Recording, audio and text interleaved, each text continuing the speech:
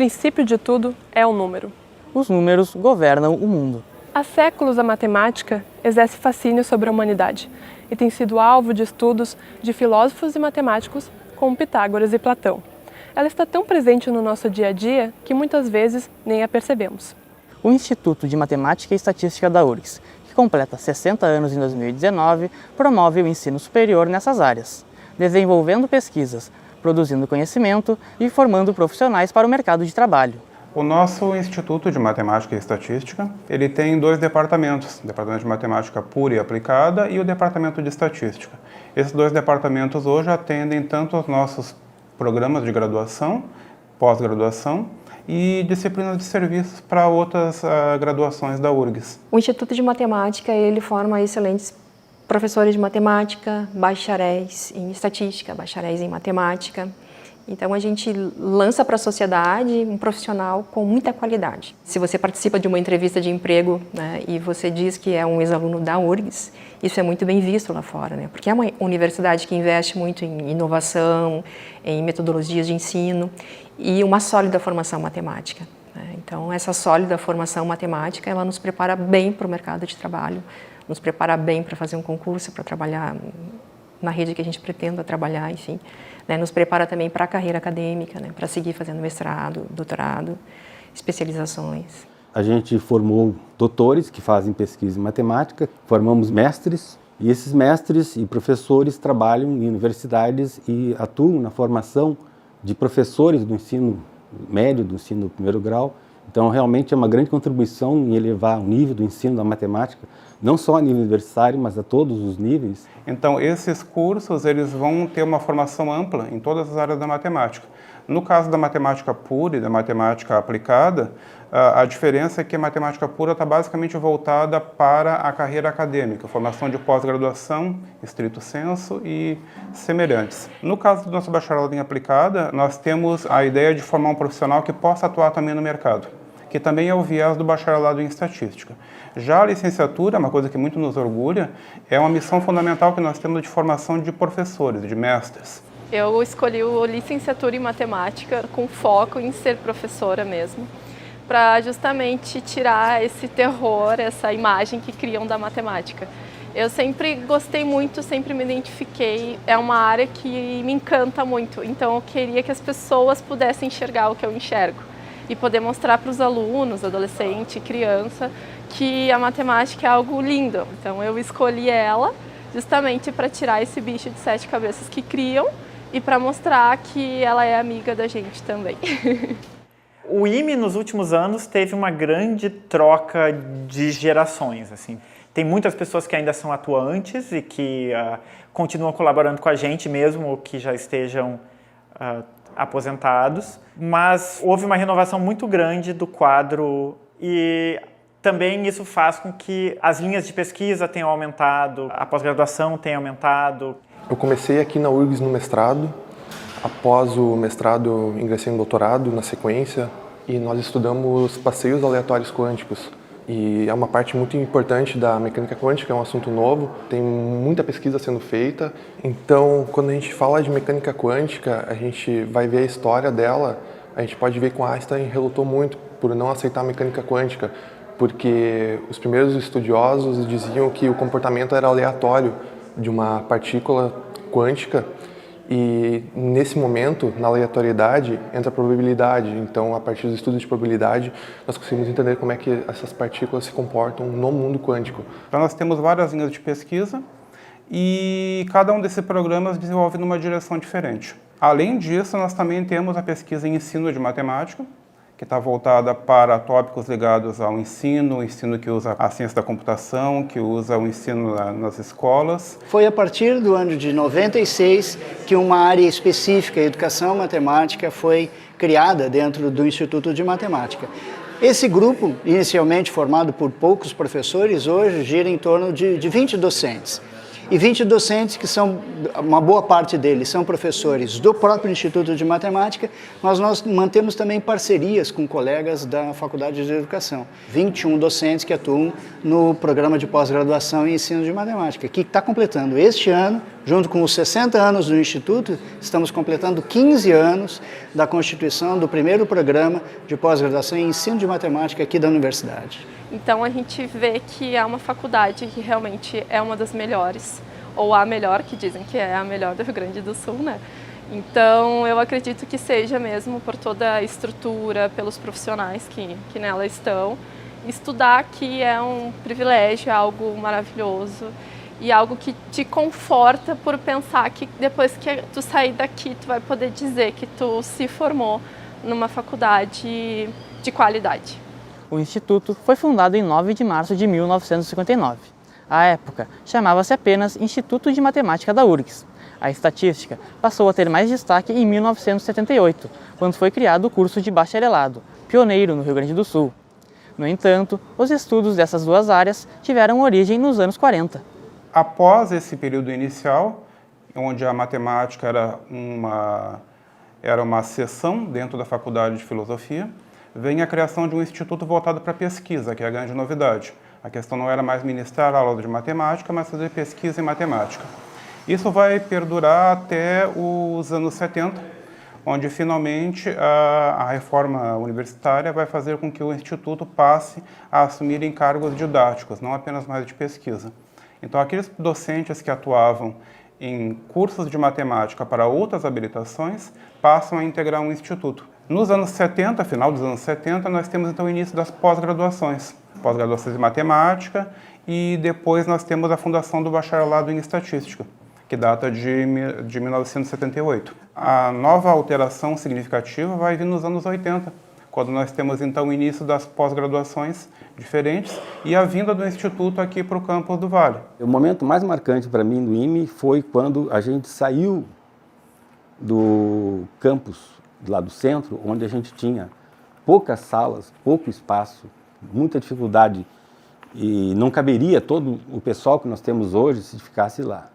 Então, em algum momento, houve uma decisão, e foi até polêmica, tinha pessoas que não queriam vir para cá, pelas mais diversas razões, mas o professor Luiz Severo Ponto, que era o diretor, foi firme e viemos para cá, e isso abriu espaço e possibilitou que as futuras gerações tivessem espaço para poder ter um escritório, ter uma sala de trabalho. E em 85, quando nós íamos aqui então para o campus do Vale, nós temos a inauguração de uma nova época. Começam então os mestrados, começam então a se preparar para o doutorado, que vai ser instalado no final dos anos 90, 2000, e então se desenha a forma de instituto que nós temos. Hoje, em particular agora em 2019, nós tivemos o início de mais uma pós-graduação, que é a pós-graduação em estatística, que era uma coisa que nós queríamos há muitos anos, são mais de 40 anos da graduação, e agora finalmente nós lançamos também uma pós-graduação.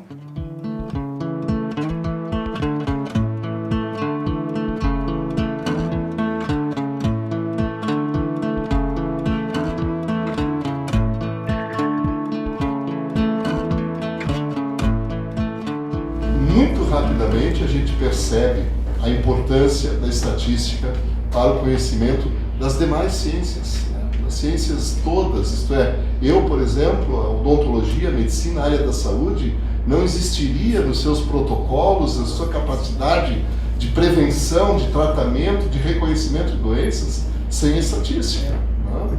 E a estatística ela é fundamental para que se possa, né, dentro do mundo empírico, buscar, né, essas associações tão importantes para todos nós. O meu curso de mestrado é biomatemática.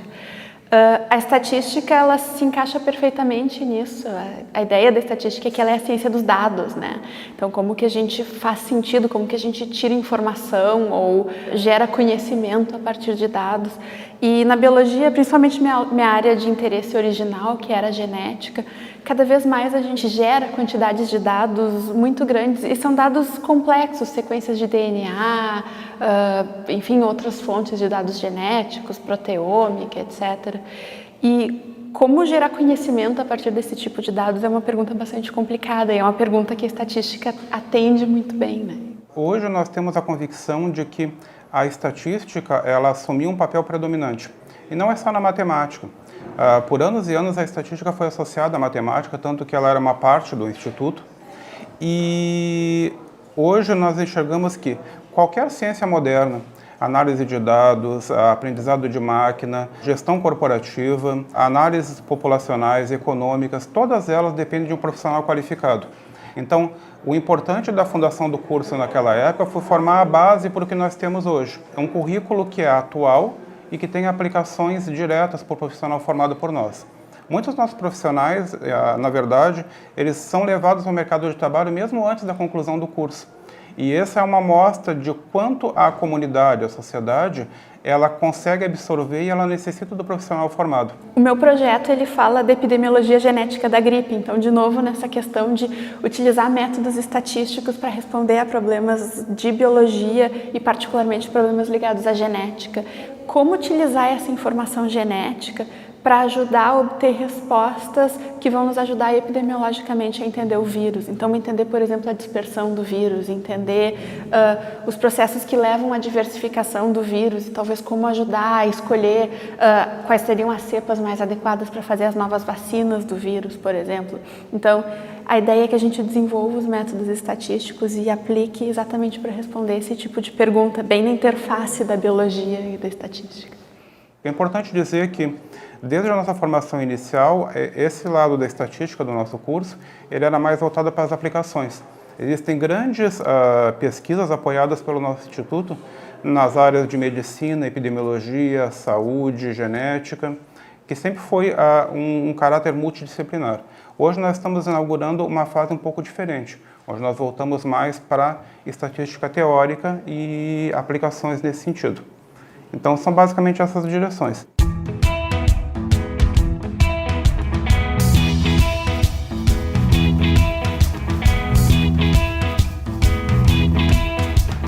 A matemática ela tem uma característica muito peculiar. Por um lado, ela é uma ciência que é cativante, ela é desafiadora, porque isso é uma voz corrente em toda a sociedade. Nós crescemos ouvindo que a matemática é complicada, que a matemática é difícil, mas ao mesmo tempo todos nós ouvimos que a matemática é essencial. Em parte, a matemática tem uma questão que é do certo e errado, que em outras áreas ou em outras questões é menos óbvio, a gente consegue trazer mais explicações ou algo mais discursivo, é mais aberto a opiniões, enquanto que a matemática traz um pouco do medo de não fazer certo.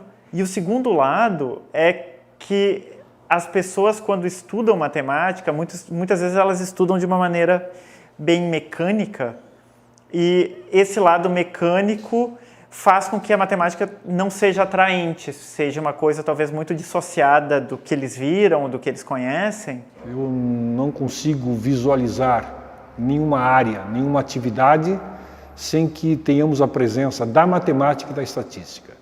Na verdade, é um grande equívoco as pessoas imaginarem que na comunicação, como exemplo, se pode fazer uma boa comunicação sem ter um conhecimento mínimo de matemática e de estatística. É impossível construir-se um prédio sem o conhecimento de matemática. É impossível planejar-se uma cidade sem matemática e sem estatística. É impossível fazer-se uma leitura correta da sociedade que nós vivemos sem termos conhecimento da matemática e da estatística. Ou seja, ela permeia o nosso dia a dia, o nosso cotidiano. Muitas vezes nem percebemos, mas tanto a matemática quanto a estatística acabam sendo fundamentais para que a gente possa pensar o planejamento da cidade hoje, para o futuro, ou seja, pensarmos o planeta. É impossível pensarmos o planeta, especialmente sem a matemática. Hoje a gente usa as novas tecnologias, algoritmos, usamos as redes sociais, e o que está por trás disso tudo? A base é a matemática. Eu queria citar uma frase do famoso matemático von Neumann, que já falecido há muito tempo, que ele diz o seguinte: de um modo geral, na matemática, existe um lapso de tempo entre uma descoberta matemática e um momento em que se torna útil. Esse lapso pode ser qualquer coisa entre 30 e 100 anos, em alguns casos até mais. Esse sistema parece funcionar sem qualquer direção, sem qualquer referência à utilidade e sem qualquer desejo de fazer coisas que são úteis. O algoritmo do Google, que procura e encontra rapidamente alguma coisa que a gente está interessado em descobrir, é baseado num algoritmo que é uma matriz enorme, em que você precisa iterar aquela matriz em um vetor para encontrar um autovetor, que é uma coisa que se estuda nos cursos de álgebra linear de cálculo. Então, é uma aplicação que quando foi feita isso, ninguém imaginou que existia o Google, que fosse ser útil para alguma coisa. Por exemplo, né, quando a gente pega o nosso celular e eu quero saber como é que eu vou de um ponto A para um ponto B na cidade, eu simplesmente digito lá os dados do meu celular e, assim, instantaneamente o aplicativo já vai me dizer qual é o trajeto que eu tenho que tomar, qual é a versão mais rápida do trajeto e todas essas informações. E se a gente parar para pensar como é que o celular consegue nos dizer isso? Então, aí é um lugar que está a matemática, que é como é que a gente vai modelar esse problema e como é que a gente vai conseguir resolver eficientemente esse problema que é encontrar, então, o caminho mínimo entre dois pontos. Bom, a pesquisa em matemática tem algumas diferenças das pesquisas em outras áreas, tipo engenharia, ou química, ou biomedicina, porque essas outras áreas eles vão atuar de maneira útil e efetiva muito mais rapidamente do que a pessoa que faz pesquisa em matemática. Então, as pesquisas em matemática cria ferramentas que são posteriormente utilizadas por outras áreas da ciência. Quando a gente pensa na matemática para a sociedade e para os seus benefícios, às vezes não é fácil de enxergar exatamente onde ela está. Eu acho que, diferentemente de outras áreas onde a ligação da área com a aplicação é completamente óbvia, se a gente pensar na medicina, nas biociências, muitas vezes a gente consegue enxergar imediatamente como é que o assunto que é estudado se aplica no cotidiano, enquanto que a matemática aparece de uma maneira menos evidente. Então, quando a gente pensa em estudar matemática, e isso é uma coisa que me atraiu desde o começo, o principal é o instigante, é o desafio que nós temos. Quando você pensa, por exemplo, num biólogo, você pensa num químico, você pensa num físico, imediatamente você pensa num laboratório com equipamentos, com equipes de pessoas trabalhando, pensando. A matemática ela é um exercício de solidão, muitas vezes. A pessoa exercitando a tarefa de pensar, de raciocinar, a criação. Então, ela é uma ciência que é muito mais voltada para o indivíduo. Eu, quando estudante, eu sempre gostei da exatidão da matemática, né? Eu acho que essa exatidão e essas respostas que você encontra para questões, elas são importantes, assim. E eu vejo a matemática como um pano de fundo para tudo, né? Em relação à ciência e desenvolvimento de novos computadores, enfim, de novas linguagens. O buraco negro, né, que a gente acabou encontrando uma fotografia há pouco tempo. Certamente muitos matemáticos trabalharam e estiveram ali por trás de todas essas conquistas que a humanidade tem conseguido, né? Muitos matemáticos que são retratados no cinema, na história, ao longo da vida, são retratados como pessoas estranhas ou pessoas esquisitas. O que existe no final das contas é que ele é muito mais próximo a um atleta. É aquela pessoa lutando contra a sua própria limitação, de entender aquilo, de ver a beleza dos conhecimentos, de se surpreender com a aplicação de tudo isso. Então, quando a gente é surpreendido, o ser humano tende a ficar cativado pela ciência. Então, eu acho que o que traz as pessoas, como eu e muitos outros, para o estudo da matemática é exatamente isso.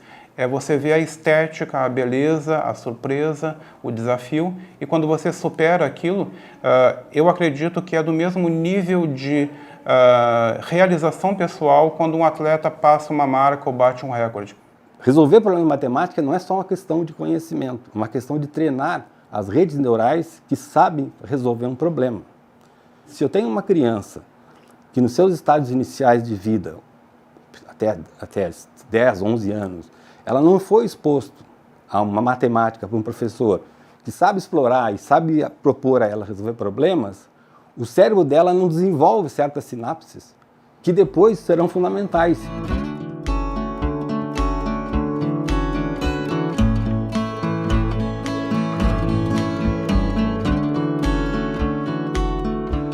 A matemática pura e a matemática aplicada não são tão diferentes assim. No caso da matemática pura, a grande preocupação é exatamente a abstração.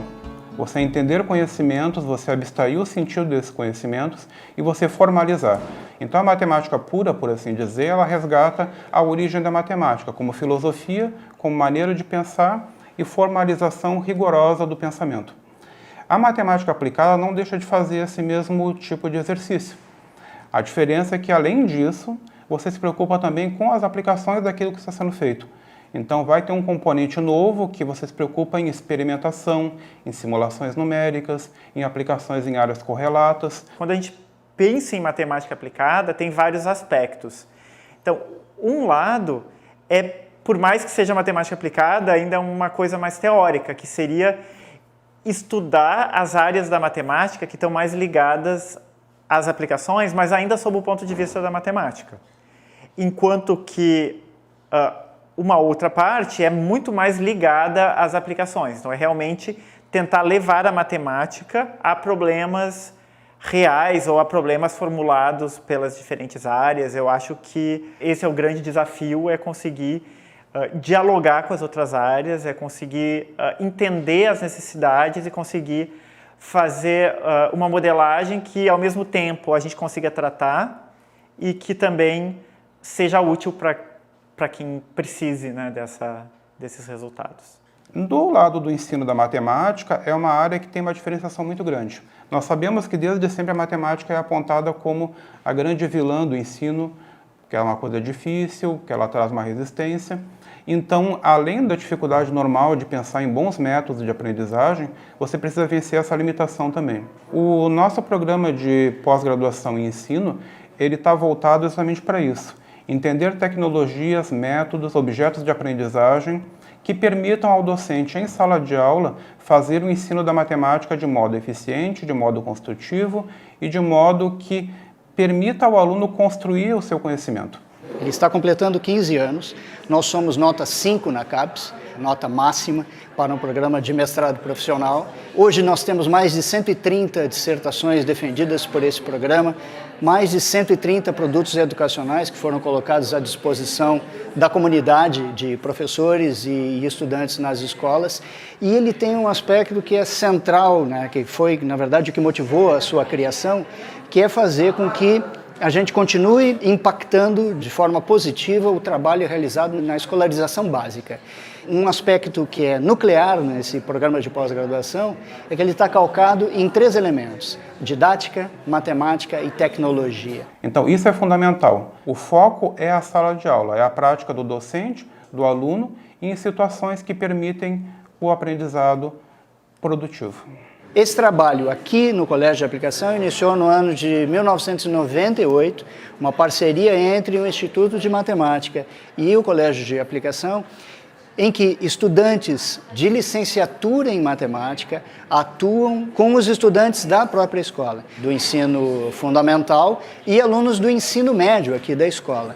Então, este é um espaço de prática de ensino e de aprendizagem em matemática, onde eles têm a responsabilidade de fazer planejamentos, de atender os alunos, do ponto de vista da sua formação em matemática. Para além desse trabalho, que já tem 21 para 22 anos, o Instituto de Matemática, desde 2007, participa de um programa federal chamado PIBID, que é o Programa de Iniciação à Docência. E o PIBID, desde a sua criação em 2007, ele vem aumentando o número de estudantes de licenciatura em matemática que participam desse projeto, atendendo estudantes de várias outras escolas. Então, as nossas relações, elas se estendem tanto para escolas públicas do Estado, escolas públicas do município e, em particular, escolas federais como essa aqui, do Colégio de Aplicação. Então, o trabalho, muitas vezes, ele se inicia dentro de uma sala de aula do próprio IME, mas ele se estende para dentro das escolas onde nós atuamos hoje. Eu acho que é importante pontuar a importância do Instituto de Matemática na formação de uma profissão que, infelizmente, hoje não se encontra valorizada. Eu fui secretário estadual da Educação de 2003 a 2006 e sei como hoje começa a haver uma ausência de professores na área da matemática. Isto é extremamente assustador. Dentro dessa linha do mundo que a gente está vivendo hoje, em que cada vez a gente tem mais informação, a forma da gente entender essa informação é através das ciências exatas e da matemática e da estatística. O IME é, por excelência, o instituto que tem uma função de formação nesse sentido, uma função de protagonismo em termos de pesquisa, então geração de novos métodos, desenvolvimento de metodologias para a gente responder essas perguntas, mas também formação de pessoal, que é extremamente importante, né? Cada vez mais as áreas das ciências estão se matematizando. Hoje em dia a biologia tem muito mais matemática do que tinha há 30, 40 anos atrás, porque com a matemática você consegue fazer modelos E esses modelos são úteis para fazer previsões, para ter remédios eficientes, você tem que fazer estatística. Hoje, no departamento de estatística, a gente tem professores atuando na pós-graduação da veterinária, professores atuando na epidemiologia, engenharia de produção, na economia. Então, a gente ensina os rudimentos de estatística, ou estatística básica, para vários cursos. O IME tem 84 disciplinas distribuídas nos 4 cursos de graduação. O Instituto soma mais de 100 professores e atende a 54 dos cursos da universidade. A cada semestre, o IME efetua mais de 10 mil matrículas. Eu me apaixonei imediatamente pelo curso e pelo Instituto. É um período marcante da minha vida porque representa uma nova etapa. Fui presidente fundador da Associação dos Moradores da Casa Estudante. Depois, isto acabou me incentivando para assumir a presidência do DAEMA, do Diretório Acadêmico dos Estudantes de Matemática. Também foi um momento muito forte. A minha participação no DCE, que funcionava no próprio prédio da Casa do Estudante, lá na João Pessoa 41. Então, temos que compreender um pouco a minha relação com a matemática, também com a minha, entre aspas, introdução na vida política. Eu entrei na Universidade Federal do Rio Grande do Sul em 1980 e jovem, um adolescente, e eu descobri o curso na medida que eu fui fazendo as disciplinas e me interessando pelos temas de matemática. E mais especificamente em relação à profissão de professor de matemática, ela foi desencadeada na metade do meu curso. Não foi bem no início, como muitas vezes ocorre hoje. E foi uma experiência que eu tive numa comunidade de catadores de lixo, próximo aqui à cidade de Porto Alegre, em que eu trabalhei com a alfabetização dos catadores de lixo. E ali me despertou o interesse por querer ensinar matemática para outras pessoas. Então, junto com gostar de matemática, na escola eu já gostava de matemática, e com o interesse, né, em descobrir que seria interessante, né, auxiliar outras pessoas a aprenderem matemática, veio essa ideia de estudar matemática. Eu sempre gostei de matemática, e então quando eu decidi fazer o vestibular, optei por fazer aqui na universidade, né, uma universidade de qualidade, uma universidade boa, gratuita, né, eu não tinha condições de bancar uma universidade privada também. Então, isso levou a essa escolha, mas foi um curso que me agradou muito fazer, que eu me senti muito bem, eu gostava das aulas práticas, com as aulas de laboratório, onde a gente faz exercícios de docência, os estágios, né, as reflexões teóricas que se fazem em relação ao ensino de matemática também. Então, foi um curso que eu gostei de fazer, que eu gostei muito. Eu acho que a gente tem que parabenizar o IME pela história que nos levou até aqui. Eu acho que o Instituto tem um futuro brilhante, eu acho que ele tem um papel de protagonismo no futuro, exatamente por essa questão do mundo da informação, que a gente está cada vez mais entrando nele. E acho que é só realmente deixar os parabéns, então, para o Instituto.